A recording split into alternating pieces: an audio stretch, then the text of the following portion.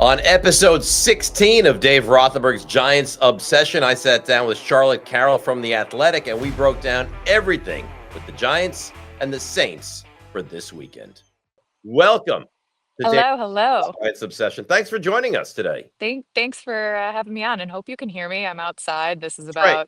This is kind of you get the natural atmosphere. Beautiful day, beautiful fall October It is day. a little chilly today, though. It's not that warm today. No, I got my leather jacket on. I'm loving this weather, so I'm happy. So I got to be honest, all right?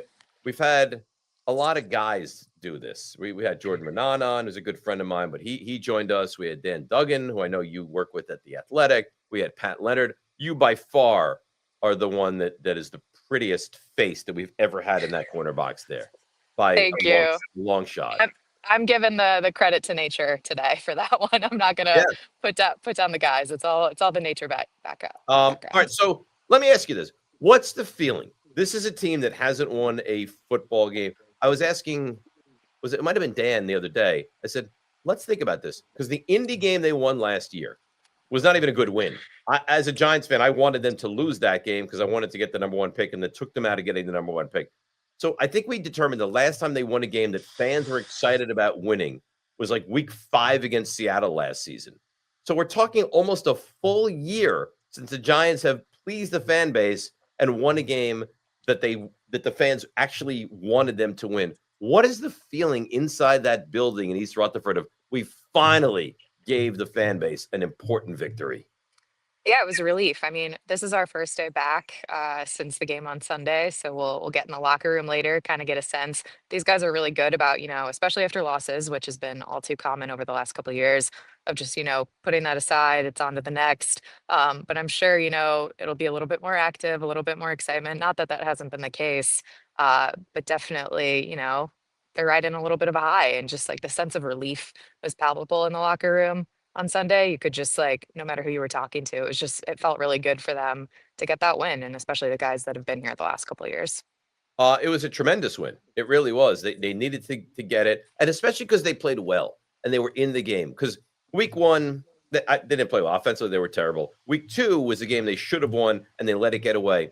And I've talked about this so much on this show is that how many times are the Giants going to be in games where you look at it like that's a game they can win? Well, if you don't win the games that you're in all the way through, how many wins are there on this schedule? So I just thought to play that well, and if it got ripped away and they didn't find a way to win that game, it would have been really, really, really deflating.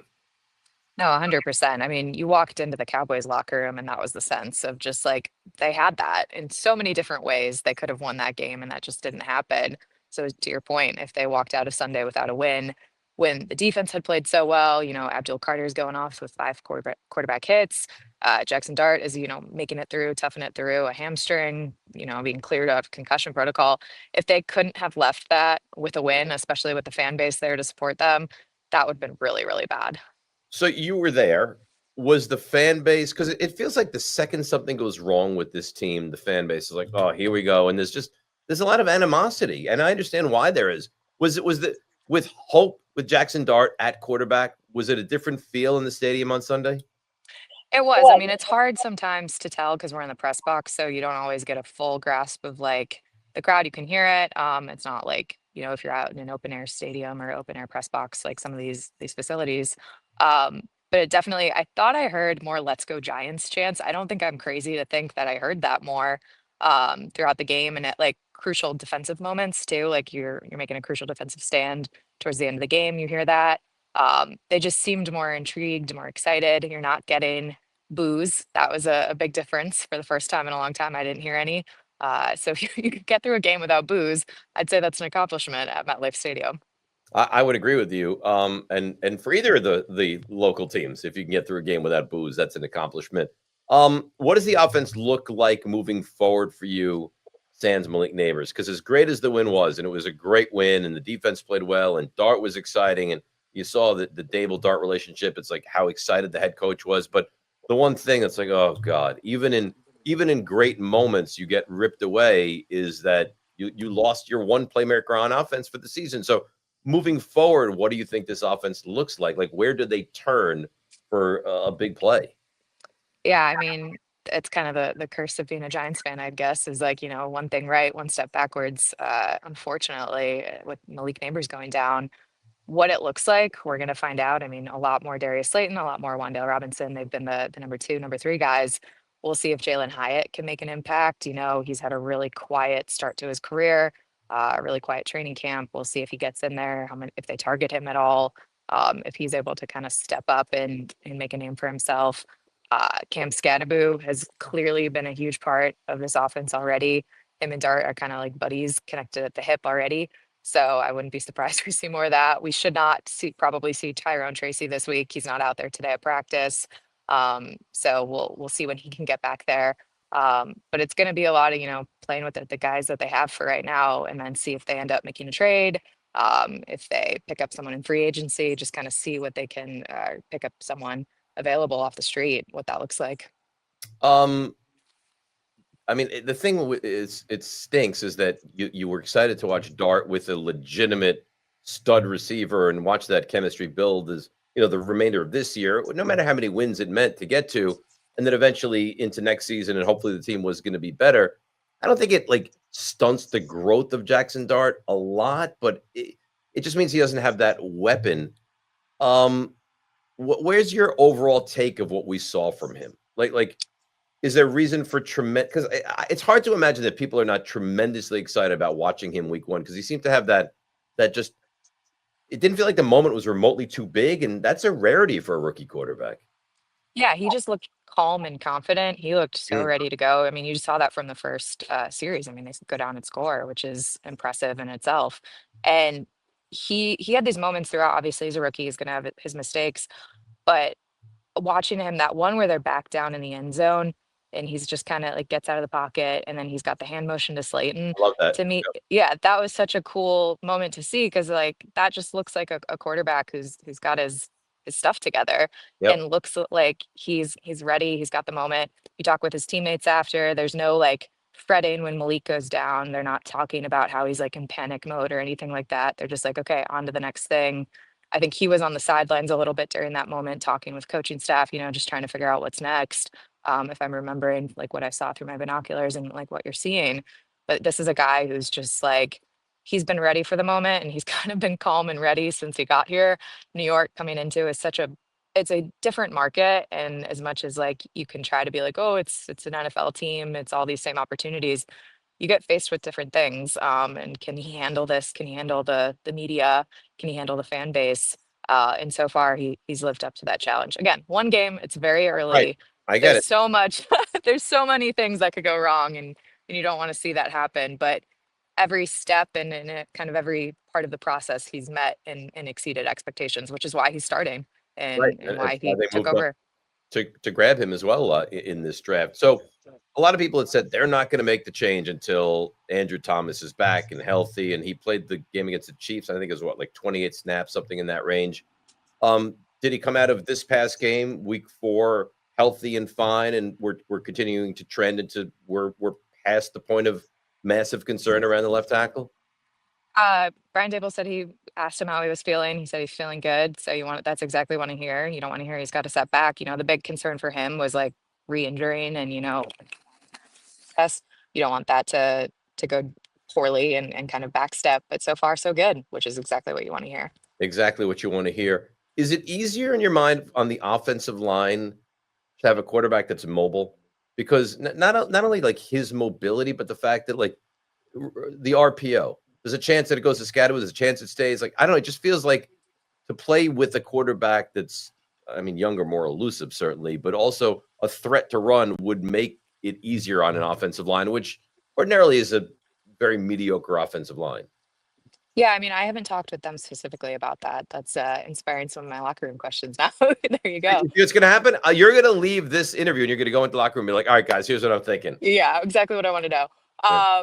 But I mean, you have to imagine that, and it definitely presents a bigger challenge for opposing defenses, because you have to scheme. You can't just assume he's going to be in the pocket like you would with Russell Wilson. Like, this is a guy you're planning 11 on 11 for, instead of 10 versus 1 kind of a thing. So I definitely did the math wrong there trying to explain that. Uh, But it's one of those days.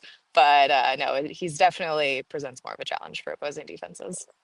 Um, I've asked you about the offense. I feel like we've kind of covered that offensive line, quarterback, wide receivers. Look at the defense. That by far and away, in my mind, and I think everybody's mind, was the best defensive performance we've seen.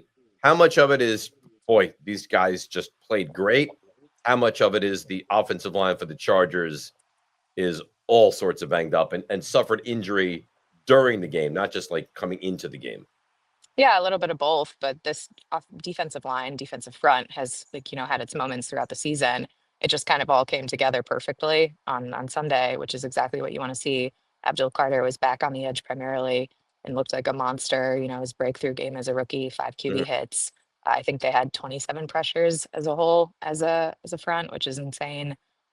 They just made Justin Herbert's life miserable, and he was all over the place. And even though I think it was only 2 sacks, it felt like it should have been way more, just the amount of times they were getting to him and causing, disruption. So they played really well, and that's exactly what you want to see. And they also played with a lead for the first time, which I think is helpful, and can't be overstated. In this is like this defense, you want to see that in that position more, so they can kind of wreak havoc and cause chaos. So Carter clearly his best game. Thibodeau and Burns have been consistently good. Burns, I think, is like an all-pro caliber player. Some of you agree with this if you heard anything like this. Dexter Lawrence is a wonderful player, but I thought the first couple weeks of the season he was not great, not terrible, but not all-pro caliber. Boy, that's a guy you have to just stop. He was the best version of himself this past week in week 4. You agree? Yeah, that's not wrong. I mean, he looked incredible, and he just looked more and more of himself than like last season and in his past versions than he did the first 3 weeks, which, you want him to trend upward, and that's exactly what he did. I mean, first career interception, getting up the middle, just looking more and more like the burden that he can be. So I don't know if you even pay attention to this, but let me throw this out there. So the Giants open up as 1.5 point favorites for this game. That number has switched to the Saints and a half favored by 2. So the gambling public is really of the mindset the Saints are going to like they're the favorites to win this game on Sunday. Is that a crate like this is the Saints are a bad football team. The Giants are maybe not a great football team either. Is it crazy to think that the Giants go down there and shouldn't be favorites against a team that's sitting here winless on the season? Okay, so I'm not a gambler. I'm not Right. like plugged into like the lines and the way It's they fine. move and like what goes into it. I don't think it's like crazy. I mean, this is still a team that's only got 1 win. Mhm. And the Saints are deceptively like staying in games. I They're mean, that not Bills game bereft of looked, talent either. Like Kamara yeah, is still a hell of a player, and Olave is a good player. They're not, and they're always traditionally really tough in the dome, so they're not bereft of talent. But I don't know. I was surprised the Saints are favored in this game now. I do think the Giants should be favored. Like that doesn't like I mean the winning team should probably come in as a favorite when it's coming against an 0-4 team.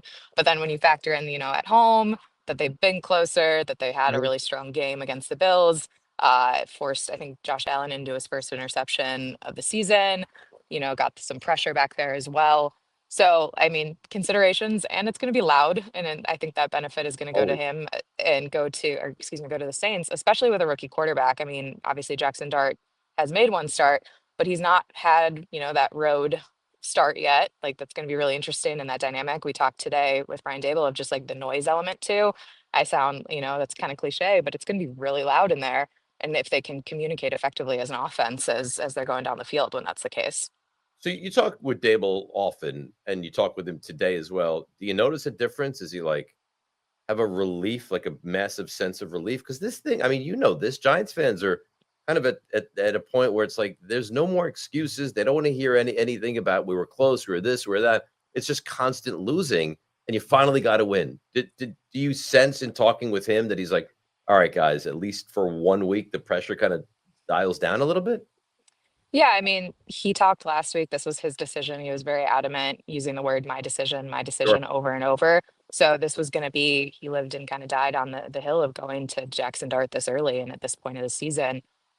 So you saw the relief immediately after the game and their interactions, the embrace between Dart and Dable on the sidelines, immediately following the game, his comments.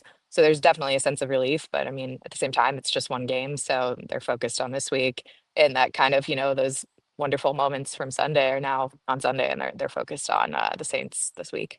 Sure. How like there's been a lot of discussion. I don't want to put you in an uncomfortable spot, but like there's been a lot of discussion about Dable and his job and Shane and his job and what has to happen. Like, is there a like? Is it how it looks? Like Dart's coming along and looks like he's going to be a really good NFL quarterback. Is it a number of wins? Is it a combination of the both? Like what boxes need to be checked for, in your opinion, for the brass to be back next season with this team?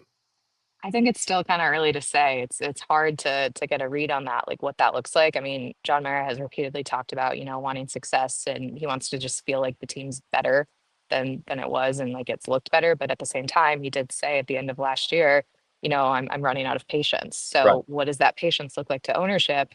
Is it, this quarterback is developing? But I think at the same time, you need to have wins. You cannot have a fan base that is booing in week three. That's the home opener. Like that's just probably unacceptable. So again, it's early. They have the chance to go 2-3, and suddenly this is back on the train tracks, and everything's going back according to plan.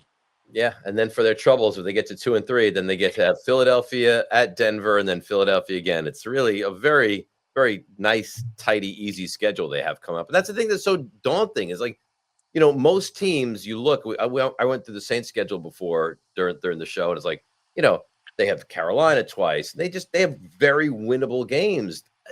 It doesn't look like on paper the Giants have a lot of very winnable games, and the fact that a last place team has this level of schedule this year, it's terrifying, to be honest with you.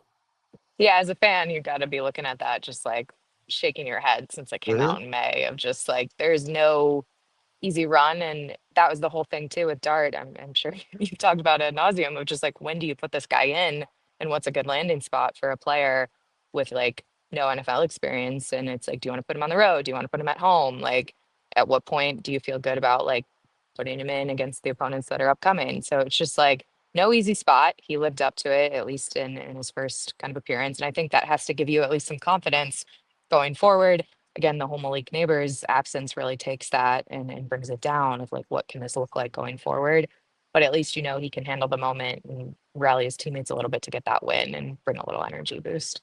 Last one for you. I'll let you run. I really appreciate the time, and that is on the quarterback situation, the backup quarterback situation. Could you see as we approach the trade deadline, because they've already said Dart's the quarterback for the rest of the year. We know that Winston's on a 2-year deal and he's going to be the backup. Like the succession plan is it's going to be Dart as a starter and Winston as the backup for next season. Could you see a world where the Giants move on from Russell Wilson and just insert Winston as the backup quarterback in the second half of this season? I don't think that's improbable. If they get calls, Joe Shane's always been willing to listen to things. That's like been a big part. He's not gonna hang up the phone. He's always gonna kind of hear what there is to say. And we've seen so many quarterback injuries. It's not improbable that that's gonna happen again. And he's also cheap. Russell Wilson would be coming very cheap to a team. I think less than 2 million because of the way his contract was structured. So it's a good opportunity. Whether a team wants to take a chance on Russ when he got benched in New York, I don't know. But one thing too about Russ is, he's at least like, behind Jackson. Jackson was very like, like he brought up the quarterback in his opening statement after the win and how important he's been. So right now, I think things are fine. But if they get a call, you never know. And he's not an idiot. Like I actually knew, and this is a funny story. So I covered NC State football, lived in Raleigh, North Carolina. His first ever start, I was at that game against South Carolina in South Carolina, and they I think they lost 31-0. He barely moved the football. So I've known him forever, and he's a great guy, but he's not a dumb guy. Like he's a bright guy. He's a kid. He's not a kid anymore. He's a bright guy. So he knew at some point, whether it was week 4 or 7 or 10 or like the job was going to be handed over to Jackson Dart.